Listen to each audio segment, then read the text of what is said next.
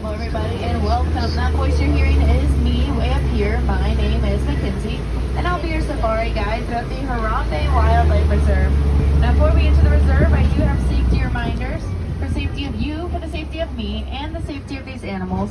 It is very important that everybody remains completely and fully seated at all times, keeping those hands, arms, legs, and feet inside the safari vehicle. Now, in just a few moments, we will be entering these animals' homes, so I do ask that we just keep our voices to a minimum in order not to scare or spook any of these animals away, while also just being courteous to the other people inside of the truck. Our first stop is here in the Little Ituri Forest, home to some animals with some really great camouflage. So great, in fact, they could be standing right next to us, and we may not even see them. Don't worry, that's what I'm here for. Like over on the right-hand side is the okapi and also the yellow-backed duiker. Now this yellow-backed duiker is probably the rarest animal you can find on the safari. That's just because of how shy they are. Now whenever they are alarmed, they'll flare up that yellow patch, let out a large whistle noise, and they will dive into the bushes. That's kind of how they get their name. Yellow-backed duiker, yellow-backed diver. And that okapi might look like it's part zebra due to those striped legs, but they're actually more closely related to the giraffe. And that's due to their very similar skeletal structures. Those striped legs just allow them to remain hidden during the daytime. As you can see, when the sun shines through the leaves, it creates this black and white striped shadow pattern. That's kind of the same way this okapi stays hidden. Now over on the right-hand side are some saddle-billed storks building an absolute mansion of a nest. Now these saddle-billed storks, they don't actually vocalize, they communicate by rattling their bills. It's almost like Morse code, but for birds. Now once fully grown, they'll be about 5 feet tall and have a wingspan of about 9 feet in length, which is roughly the same width as the canopy above your head. And over on the left-hand side is the black rhinoceros. Check out that pointed prehensile upper lip. That means to grab and grip, which makes it easier for them a lot more efficient since they are browsers. They'll also, once fully grown, will be about 3,000 pounds, making them one of the smaller species of rhino out there. Now over on the left-hand side is the bongo, and over on the right-hand side is the greater kudu. Now these greater kudus, I am able to tell they are the female greater kudu, due to the fact that they do not have 6-foot-long horns coming from their head, while the male kudus do. And that bongo is the largest forest-dwelling antelope, but they're still able to maneuver swiftly throughout the underbrush, and that's due to their shorter legs. They'll also lift their chins up and let those horns lay nicely against their neck so they can remain untangled while maneuvering. But as we travel deeper into our safari, I do have to show off this animal spotting guide above your head. This animal spotting guide is an incredible tool that I use throughout our safari. It'll give you a good idea of what might be out there. I might not be able to find all of those animals today, but it seems like we've had some pretty good luck. Now we have made our way into the Safi River, and upon entry I am noticing some Nile hippopotamus, as well as some pink-backed pelicans. Now these pink-backed pelicans get their name because during mating season, it's their skin that'll turn a light pink color to attract potential mates. Almost like how whenever humans see our crush, we blush a little bit. And those Nile hippopotamus, if you did not see them on the right-hand side, Kudu Matata, whole bloat over on the left. A group of hippos is called a bloat, and this bloat will spend a majority of their time in the water. And that's because they have very sensitive skin. Now these hippos can actually hold their breath for about 8 minutes at a time. And you might think that they love to swim, but they actually prefer just to sink to the bottom of that river floor and kind of just walk across it. It's a lot easier for them to travel that way. Now these hippos can actually run about 15 miles per hour across that river floor and about 30 miles per hour running on land. Oh, but crikey, there seems to be some Nile crocodiles under this bridge. Now these Nile crocodiles have a bone-crushing jaw pressure. Those who remain seated, my friends, lowering those children. A bone-crushing jaw pressure of about 3,000 pounds per square inch, making them one of the mightiest jaw pressures in all the animal kingdom. Now this Nile crocodile can grow to be about 16 to 18 feet long, which means They can stand on the tips of their tails. They can look some giraffes in the eyes. Now I know a lot of people believe that a crocodile is just vicious and scary, but I like to think of them as just territorial and extremely loving and protecting over their babies. For example, crocodiles lay eggs, and when the time comes, those mothers and fathers will put those eggs inside their jaws to protect them, but also massage and roll them around a little bit to kind of encourage that baby hatchling to emerge from their shell. Now these animals do rely on clean water for their survival. So I encourage you guys, next time you find yourself at the lake, the river, or the beach, and you see some trash laying around, I encourage you to pick it up and dispose of it properly.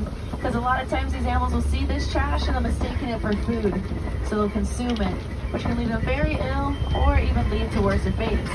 So by simply throwing it away is a really great way to help clean up the area, and you might be able to save an animal's life. But upon entry, over on the right hand side is my absolute favorite animal. These are the wildebeests. Now a group of wildebeests is called a herd. This herd will travel in herd sizes of hundreds of thousands. And at one point it was documented that they traveled in a herd size of 1.5 million at a time. Now what was really special is that during their stampedes they were able to pick up so much dust and dirt that they created dust clouds so large you could see it all the way from outer space. Now, unfortunately, due to habitat loss as well as population loss, those dust clouds have not been seen for quite some time. But I do have faith we work together. Maybe one day we'll be able to see these incredible clouds again.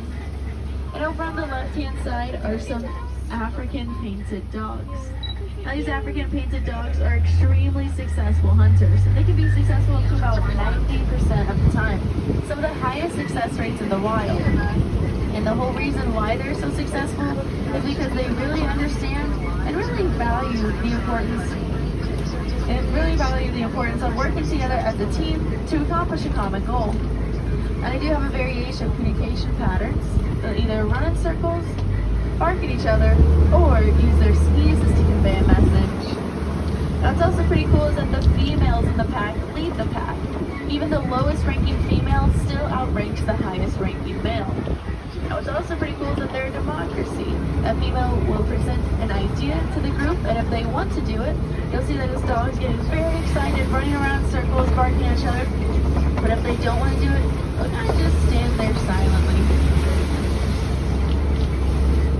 I do like to use these African painted dogs as a great reminder that we should also be working together to help out these animals.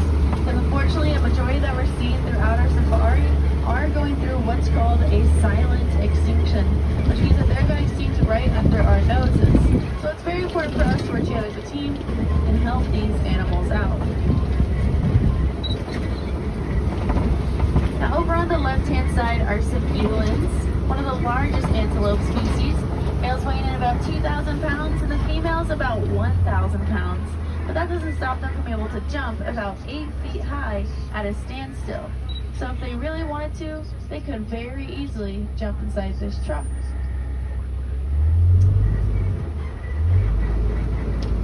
Also up ahead are the sable antelopes as well as some springbok. Now these springbok kind of look like little savanna s'mores. They actually smell as sweet as they look. During mating season, they emit a pheromone so sweet it kind of resembles cotton candy. They're also one of the top 3 fastest runners in the wild, running at speeds of about 55 miles per hour. They also couple their runs with some jumps, and this is called pronking. This pronking can be about 6 feet high and about 13 feet in length in one single jump. Also from the right-hand side are some Hartman's mountain zebras. But those sable antelopes might look a little bit familiar, and that's because they are the symbol of the Harambe Wildlife Reserve. And that's due to their resiliency. Whenever they're faced with a problem, a threat, or a challenge, instead of backing down and running away, they prefer to stand their ground and kind of stick up for themselves. And those Hartman mountain zebras, check out their stripes. You might notice their stripes or their hind legs grow a little bit wider. And that's actually what helps us differentiate what type of zebra species that they are. Now within the first 20 minutes of the baby zebra's life, they do what's called imprinting, where they memorize their mother's stripes so that they never lose her or mix her up in the wild. Just like us having our own completely unique fingerprints, zebras have their own completely unique stripes. And that Maasai giraffe, probably the easiest animal to find on the safari, and that's just due to their height. Once fully grown, they'll be about 20 feet tall, and their babies are about 6 feet tall, once firstborn. Now check out that tongue. It's called a prehensile tongue, which means to grab and grip. So they're able to grab and grip all those leaves from the top of the trees, while also being able to pull some roots from the ground. Now if you look at your grown-ups' forearms, from their fingertips to their elbows, that's roughly how long that giraffe's tongue is. It does seem like there's been a whole bunch of trees knocked down in this area. And if I'm being honest, I only really know one animal out here that's large enough to be able to knock down trees of this size so easily. And that's the African elephant. But I'm gonna ask you guys to look at this mandrill over on the left-hand side because we're gonna get a much better view of those elephants in a moment. Now these mandrills are the same species of monkey as Rafiki from The Lion King. And they also have that iconic blue and red stripes along their noses, and whenever they get excited, those stripes will actually glow just a little bit brighter. They're also the largest monkey species, weighing in at about 100 pounds once fully grown. Well, let's get that better view of these African elephants. See, much better.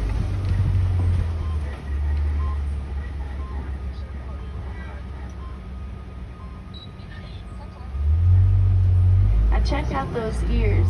As you're noticing, those ears are fanning back and forth. And that's because there's a whole bunch of blood vessels in those ears and around those ears. So as they fan them back and forth, they're actually fanning that blood. So by doing this, they're able to reduce their body temperatures about 15 degrees. Elephants also have some pretty sensitive skin, but luckily their trunks have the ability to hold about 7 liters of water inside of it. So they use that water to spray all over themselves, and they get some mud or dirt to cling on as well, to kind of act as a nice natural sunblock. Now the trunk has about 40,000 muscles inside of it, making that trunk strong enough to be able to knock down a tree, while also being delicate enough to be able to pick up a coin or a berry from the ground easily. Oh, and it looks like there are some tusk marks in that red clay, which means a parade could have just been nearby. Now these elephants, they love seeking out this red clay, so they're able to consume it. Since it's packed full of a whole bunch of essential vitamins and minerals, whenever they consume it, it's kind of like them taking their own personal multivitamin each and every day. Now just like us being left-handed or right-handed, these elephants can be left-tusked or right-tusked. So one tusk is always just a little bit more worn than the other. Now these tusks are made up of ivory, which unfortunately is very valuable on the black market. So that kind of inspires a whole bunch of people known as poachers to go out and help and hunt these animals down so they can steal their tusks away from them. And because of this human greed, it's been leaving these elephants extremely vulnerable and at risk, dwindling their populations. So it is very important to remember whenever we are purchasing products for our homes or purchasing those souvenirs, we know the history of our items. So we're not purchasing anything that's made up of ivory or anything that comes from endangering an already endangered species like the elephant. And it looks like we're approaching some greater flamingos. And these greater flamingos are the lightest shade of pink of the flamingo family. And they're also what's known as a filter feeder, which means that they use their beaks to go back and forth throughout that water to capture up any brine shrimp or anything that is high in beta-carotene. Now, this beta-carotene is what gives them their pink coloration. Now once fully grown, these flamingos will be about 5 to 9 pounds each, and a group of them is called a flamboyance.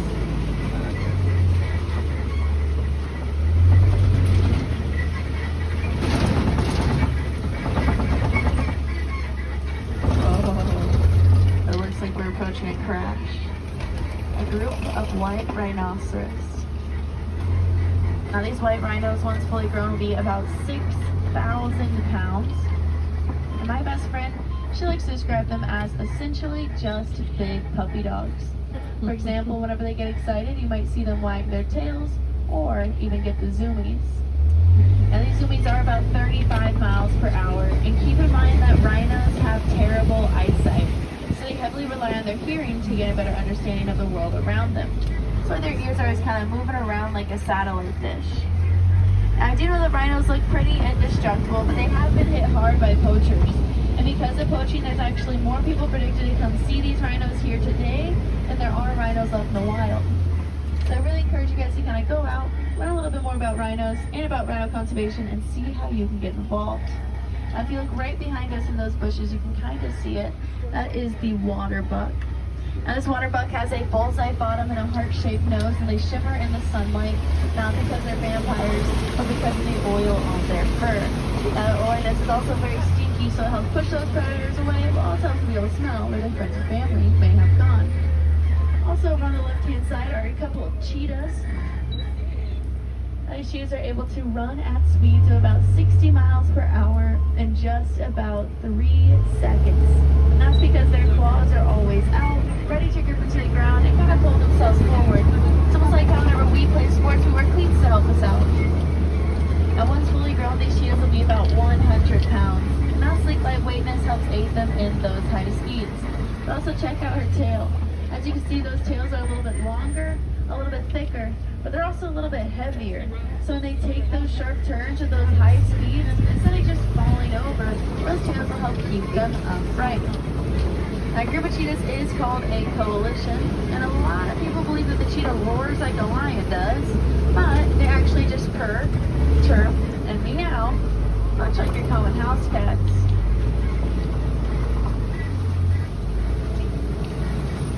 Now we are approaching a kopje. A kopje is a rock formation that kind of juts out over the savanna, gives these animals a really great vantage point to see across the land. Usually you'll find those larger animals up top and the smaller animals inside of the cracks.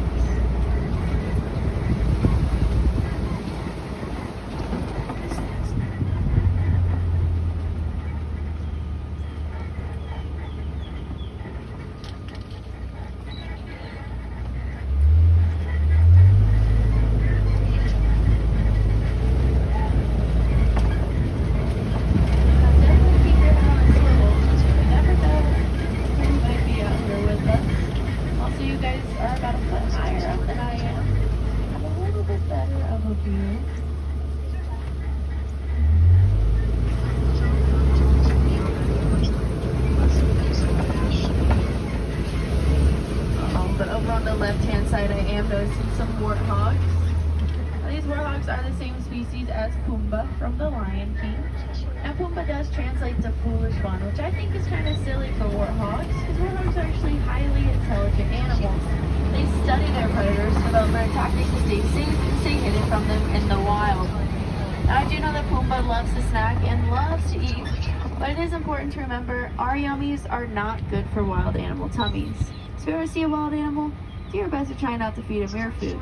It can really upset their stomachs, as well as harm their hunting patterns.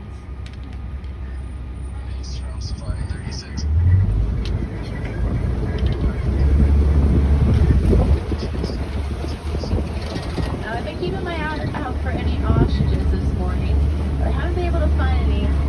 However, we still do get to see their eggs over on the right-hand side. Those ostrich eggs weigh about 3 to 5 pounds each and can actually support the weight of a fully grown adult human on them without even cracking. And fairly well, everything about an ostrich is large. They have those large, long legs, strong and mighty eggs, and they even have the largest eyeballs of all the land animals on Earth. Some people even call them Disney princess eyeballs. But at the edge of the reserve is the warden's post, and the warden's been adopting some Nigerian dwarf goats. Now, these Nigerian dwarf goats, they love to jump, they love to play, and they love to have fun. They also produce a very sweet milk that the warden is able to use and sell in the local markets. Jumbo. Now, I do believe that the warden and these goats have a very, very mutualistic relationship, as the warden's able to have somebody eat their unwanted weeds in the garden, and these goats get to have a loving warden take care of them each and every day. But unfortunately, it does seem like we are starting to head back towards the village, which means that our safari is coming to a close. But if you'd like to see some more of these animals, feel free to come back and join us on another safari. These are wild animals, so no two safaris are ever alike. Another great way is like going over to Gorilla Falls exploration trails, where there are some underwater viewing windows of some hippos, some meerkats, as well as some lowland gorillas. And it of Harambe. And Harambe does mean to come together and to work together. And that's exactly what we did here today. We came together to learn a little bit more about wildlife and wildlife conservation and different ways that we could work together to help protect these areas. So I do want to thank you guys so much for joining us here at Kilimanjaro Safaris. And I hope wherever your journey takes you next, you share what you've learned. Because by teaching others about wildlife and wildlife conservation is a really great way to help these animals out. But it does look like the warden is just about to call us in. So now's a good time to make sure you have all your items. Africa's pretty far, and I'd hate for you to forget anything. Now here in Harambe, we do not like to say goodbye because that is just far too sad and far too final. So instead we say Kwaherini, meaning go well. So Kwaherini friends, go well, go wild, and go make a difference out there. My name is Mackenzie from Mount Sinai, Illinois, and you guys have been aboard the SIPA 1. You got it, warden. Friends on the right hand side, please